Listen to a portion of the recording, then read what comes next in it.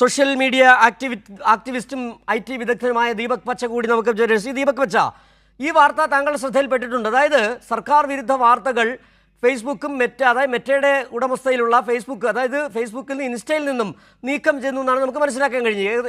TG മോഹൻദാസിനെതിരായ ഒരു card, അതോടൊപ്പം തന്നെ പിണറായി വിജയൻ നടത്തിയ ഒരു പ്രസ്താവന, സമ്പന്നരെ കൂടുതൽ സമ്പന്നരാക്കാനാണ് മോദിക്ക് ഇഷ്ടമെന്ന് പറയുന്ന ഒരു കാർഡ് അടക്കം നീക്കം ചെയ്യുകയാണ്. അതായത് ഇന്ത്യയിൽ IT റൂളിൻ്റെ മറവ് പിടിച്ചാണ് ഇത്തരത്തിലുള്ള നീക്കമെന്നാണ് മനസ്സിലാക്കാൻ കഴിയുന്നത്. എങ്ങനെയാണ് ഈ മെറ്റ പോലുള്ള സ്ഥാപനങ്ങൾക്ക് ഇത് ചെയ്യാൻ അനുമതി ലഭിക്കുന്നത്? ഇതിൽ സർക്കാർ ഇടപെടലിനെ എങ്ങനെയാണ് താങ്കൾ കാണുന്നത്? അതായത് ഇത്തരം മെറ്റ അടക്കമുള്ള അതുപോലെ ട്വിറ്റർ പോലുള്ള ഇതെല്ലാം സ്വകാര്യ കമ്പനികളാണ്. ഈ കമ്പനിക്ക് മേൽ വലിയ സമ്മർദ്ദം ചെലുത്തി അവരുടെ ഇന്ത്യൻ മാർക്കറ്റിലെ അവരുടെ പ്രവർത്തനം നിർത്തിവെക്കും എന്ന തരത്തിൽ അധികാര പ്രയോഗങ്ങൾ നടത്തിയിട്ടാണ് മോദി സർക്കാർ ഇത്തരത്തിലുള്ള ഇടപെടൽ നടത്തുന്നത്. ഇതാദ്യമായിട്ടല്ല ഇത്തരം കമ്പനികളെ ഭീഷണിപ്പെടുത്തുന്നത്. നേരത്തെ കർഷക സമരത്തിന്റെ പശ്ചാത്തലത്തിലും കർഷകർക്ക് അനുകൂലമായി ട്വിറ്ററിൽ പ്രചരിപ്പിക്കുന്ന വാർത്തകളെ റിമൂവ് ചെയ്യണമെന്ന് അന്നത്തെ മോദി സർക്കാർ ട്വിറ്ററിന് നിർദ്ദേശം കൊടുത്തിരുന്നു എന്ന് പിന്നീട് ട്വിറ്ററിൽ നിന്ന് വിടവാങ്ങുമ്പോൾ അന്നത്തെ ട്വിറ്ററിന്റെ ഇന്ത്യയിലെ ഹെഡായിരുന്ന വ്യക്തി പരസ്യപ്പെടുത്തിയതെല്ലാം നമ്മുടെ അനുഭവത്തിലുണ്ട്. അപ്പോ അതിന്റെ ഒരു സമാനമായ നിലയിലാണ് ഇപ്പോൾ CJP മായി ബന്ധപ്പെട്ട സമരങ്ങൾ. ഈ സമരത്തിന് ഏറ്റവും പ്രധാന പ്രത്യേകത എന്ന് പറയുന്നത് ആ സമരം സോഷ്യൽ മീഡിയയിലൂടെയാണ് അത് യുവാക്കൾ ഏറ്റെടുക്കുകയും വലിയ രീതിയിൽ പോപ്പുലാരിറ്റി കിട്ടുകയും ചെയ്തത്. അതുമായി ബന്ധപ്പെട്ടിട്ടുള്ള റീലുകൾ, അതുമായി ബന്ധപ്പെട്ടിട്ടുള്ള കണ്ടന്റുകൾ നീക്കം ചെയ്യുന്നതിന് വേണ്ടി മെറ്റയ്ക്ക് നിർദ്ദേശം കൊടുത്തു എന്നാണ് പറയുന്നത്. ഇപ്പോ ഈ ചർച്ച നടക്കുന്ന ഏറ്റവും കൗതുകരമായ ഒരു സാഹചര്യം എന്ന് പറയുന്നത്, ഇന്ന് ഒരു സ്വകാര്യ ചാനലിന്റെ റിപ്പോർട്ടറിന്റെ ഈ കേരളത്തിലെ മുഖ്യമന്ത്രി VD സതീശന്റെ സോഷ്യൽ മീഡിയ കോർഡിനേറ്റർ MDMA ബന്ധപ്പെട്ട ഒരു കേസിൽ പ്രതിയായിട്ടുണ്ട് എന്നൊരു വസ്തുതാപരമായ ഒരു വാർത്ത, ആ വാർത്ത പരസ്യപ്പെടുത്തി ആ വാർത്ത ഫേസ്ബുക്കിൽ നിന്ന് റിമൂവ് ചെയ്യുന്നതിന് വേണ്ടി മെറ്റയോട് പരാതി കൊടുക്കുകയും റിമൂവ് ചെയ്യുകയും ചെയ്തൊരു സാഹചര്യമുണ്ട്. ഇന്നിപ്പോ അതൊരു കേരളത്തിൽ ഒരു പ്രധാനപ്പെട്ട രാഷ്ട്രീയ വിഷയമായി മാറിയിരിക്കുകയാണ്. അപ്പോ ഇത്തരം രാഷ്ട്രീയ പാർട്ടികൾ, അതിപ്പോ BJP ആകട്ടെ കോൺഗ്രസ് ആകട്ടെ, ഇത്തരം പാർട്ടികൾ അവരുടെ അധികാരം ഉപയോഗിച്ച് അവർക്കെതിരെ വരുന്ന വിമർശനങ്ങളെ തല്ലിക്കെടുത്താം എന്നുള്ള ഒരു ആലോചന, ഒരു ശ്രമം അവരുടെ ഭാഗത്തുനിന്നുണ്ട്. ഇതിന്റെ ഭാഗമായിട്ടാണ് ഇപ്പോ കേരളത്തിൽ VD സതീശന്റെ സർക്കാരിന്റെ ഭാഗത്തുനിന്നുണ്ടായ നടപടിയും ഈ നരേന്ദ്രമോദി സർക്കാരിന്റെ ഭാഗത്തുനിന്നുണ്ടായ നടപടിയും എന്ന് പറയുന്നത്. ഇതിൽ ഏറ്റവും പ്രധാനപ്പെട്ട ഒരു കാര്യം എന്ന് പറയുന്നത്, മെറ്റയെ സംബന്ധിച്ചിടത്തോളം അവരുടെ ഒരു താല്പര്യം എന്ന് പറയുന്നത് പ്രോഫിറ്റ് ആണ്. അപ്പൊ അവരെ സംബന്ധിച്ചിടത്തോളം ഇന്ത്യ എന്ന് പറയുന്ന 140 കോടി ജനങ്ങളുള്ള ഒരു മാർക്കറ്റ് എന്ന് പറയുന്നത് വളരെ വലുതാണ്. അതുകൊണ്ട് ഇന്ത്യയിലെ സർക്കാരുകളെ വെല്ലുവിളിച്ച് സർക്കാരിന്റെ തീരുമാനങ്ങൾക്കെതിരായി ഏതെങ്കിലും തരത്തിൽ നടപടിയെടുത്ത് പോകുന്നതിന് വേണ്ടി അവർക്ക് കഴിയില്ല എന്നുള്ളത് ഈ നടപടി എന്നെല്ലാം നമുക്ക് മനസ്സിലാവുന്ന ഒരു കാര്യം അതാണ്. ഇത്തരത്തിൽ ലോകത്തിന്റെ പല ഭാഗത്തും ഇത്തരം സോഷ്യൽ മീഡിയയിലെ ഒരു ഫാസിസ്റ്റിക് സ്വഭാവമുള്ള സർക്കാരുകൾ അതിനെതിരെ നടപടിയെടുക്കുന്ന അനുഭവം നമ്മുടെ മുമ്പിലുണ്ട്. പക്ഷേ ഇതൊന്നും കൊണ്ട് CJP സമരം വിജയിച്ചതുപോലെ തന്നെ കേരളത്തിലെയും ഈ ഒരു സർക്കാരിന്റെ ഒരു നുണ വ്യാപാരത്തെ തടയിടാൻ വേണ്ടി, അതിനെതിരെയുള്ള ജനങ്ങളുടെ പ്രതിഷേധത്തെ തടയിടാൻ വേണ്ടി ഇത്തരത്തിലുള്ള നടപടി കൊണ്ടൊന്നും സാധിക്കുമെന്ന് ഞാൻ കരുതുന്നില്ല. താങ്കൾ പറഞ്ഞപ്പോഴാണ് ഈ വാർത്ത, അതായത് MDMA ബന്ധപ്പെട്ട മുഖ്യമന്ത്രിയുടെ സോഷ്യൽ മീഡിയ കോർഡിനേറ്റർ MDMA കച്ചവടത്തിൻ്റെ കോർഡിനേറ്ററാണെന്നുള്ള വാർത്തകൾ ഇന്നലെ മുതൽ കൈരളിയാണ് കൊടുക്കുന്നത്. മറ്റു മാധ്യമങ്ങൾ ഈ വാർത്ത എടുക്കുന്നതുമില്ല. സ്വാഭാവികമായും ഇത് VD സതീശൻ മുഖ്യമന്ത്രിക്ക് ഡാമേജിംഗ് ഉണ്ടാക്കുന്ന, VD സതീശൻ കൂടുതൽ വെളിവാക്കപ്പെടുന്ന വാർത്തയാണ്. അത് ഒഴിവാക്കിയേ പറ്റൂ. ഇത്തരത്തിൽ ഈ നീക്കങ്ങൾ നടത്തുമ്പോൾ ഒരു ആൾട്ടർനേറ്റ് സൊല്യൂഷൻ എന്താണ്? കാരണം നമുക്കറിയാം, ഈ കുത്തകയാണല്ലോ, ഈ വൻകിട മാധ്യമങ്ങളെ പോലെ തന്നെ ഫേസ്ബുക്കും കുത്തകയാണ്, ഇൻസ്റ്റയും കുത്തകയാണ്. ഒരു സമാന്തര മാർഗങ്ങൾ എവിടെയാണ് ഉയർന്നു വരേണ്ടത്? ഇതൊരു ലോങ് ഡിബേറ്റ് ആണ്. അതായത് സോഷ്യൽ മീഡിയ പ്ലാറ്റ്ഫോമുകൾ എന്ന് പറയുന്നത് സ്വകാര്യ കമ്പനികൾക്കും അവർക്ക് അവരുടേതായ ലാഭത്തിന്റെ താല്പര്യമുണ്ട്.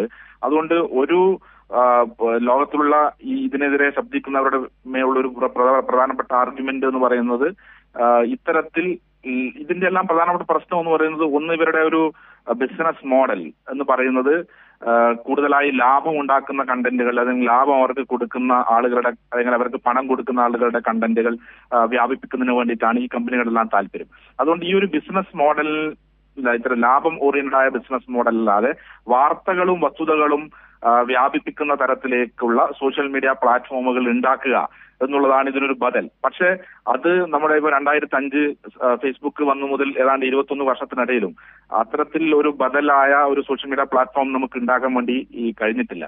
അപ്പോൾ ഇത് നമുക്ക് കഴിയുന്ന ഒരു കാര്യം എന്ന് പറയുന്നത് ഇതിനെ ജനകീയമായി ജനങ്ങളെ അണിനിരത്തി നമ്മുടെ ഈ ഒരു ഡിജിറ്റൽ പ്ലാറ്റ്ഫോമിനകത്തുള്ള ഈ സമരത്തെ അത് ഡിജിറ്റൽ പ്ലാറ്റ്ഫോമിന് പുറത്ത് ഒരു ഡിജിറ്റലേതര പ്ലാറ്റ്ഫോമിലേക്ക് കൂടി വ്യാപിപ്പിച്ചുകൊണ്ട് മാത്രമേ നമുക്കിതിനെ പ്രതിരോധിക്കാൻ പറ്റുള്ളൂ. കാരണം ഇത് ഇന്ന് ഈ ഒരു മൂലധനവും സാധാരണ മനുഷ്യരും തമ്മിലുള്ള ഒരു ബലാബലത്തിൽ ഒരു ഡിജിറ്റൽ യുഗത്തിൽ പ്രത്യേകിച്ച് ഈ അൽഗോരിതത്തിന്റെ ഒക്കെ ഒരു സ്വാധീനം കൊണ്ട് ഒരു ക്യാപിറ്റൽ ഓറിയന്റഡ് ആയ ഫോഴ്സിന് ഒരു മേൽക്കൈ കിട്ടുന്ന ഒരു സാഹചര്യം നിലവിലുണ്ട്. അതിനെ ജനങ്ങളെ അണിനിരത്തിയിട്ടുള്ള ഒരു ബദലുകൾ കൊണ്ട് മാത്രമേ കഴിയൂ എന്നാണ് നമുക്ക് തോന്നുന്നത്.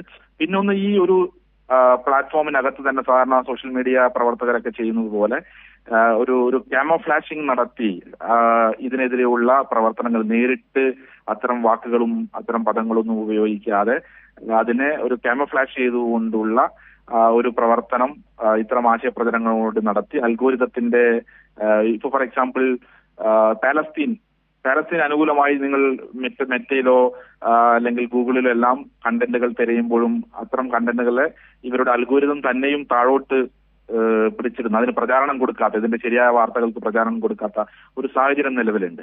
അതിനെല്ലാം ആളുകൾ ബൈപ്പാസ് ചെയ്യുന്നത് പലപ്പോഴും ഈ പാലസ്തീനുമായി ബന്ധപ്പെട്ട സമരങ്ങളെ കുറിച്ച് പറയുമ്പോഴും അതിന്റെ ചില കീവേഡ്സുകൾ ഉപയോഗിക്കാത്ത തരത്തിൽ ഇതിന്റെ ഒരു ആശയപ്രചരണം നടത്തുക എന്നുള്ളത്. അതുകൊണ്ട് തന്നെ സാധാരണക്കാരെ സംബന്ധിച്ചിടത്തോളം പ്രത്യേകിച്ച് പുരോഗമന പക്ഷത്ത് നിൽക്കുന്ന ആളുകളെ സംബന്ധിച്ചിടത്തോളം ഈ ഒരു പ്രശ്നം എന്ന് പറയുന്ന ഒരു പ്രധാനപ്പെട്ട ഒരു ക്രൈസിസ് തന്നെയാണ്. അതിനെ മറികടക്കാനുള്ള മറ്റു വഴികൾ നമ്മളെല്ലാം കൂട്ടായി ആലോചിക്കണമെന്നാണ് എനിക്ക് തോന്നുന്നത്. ദീപക് വെച്ച ഒരുപക്ഷെ ഇതിൽ നിന്ന് മനസ്സിലാക്കി കഴിഞ്ഞാൽ അതായത് ഈ സോഷ്യൽ മീഡിയ ഉപയോഗിച്ചുകൊണ്ടാണ് നുണപ്രചരണങ്ങൾ നടത്തി മോദിയും സതീശനുമൊക്കെ അധികാരത്തിലെത്തുകയും ചെയ്തത്.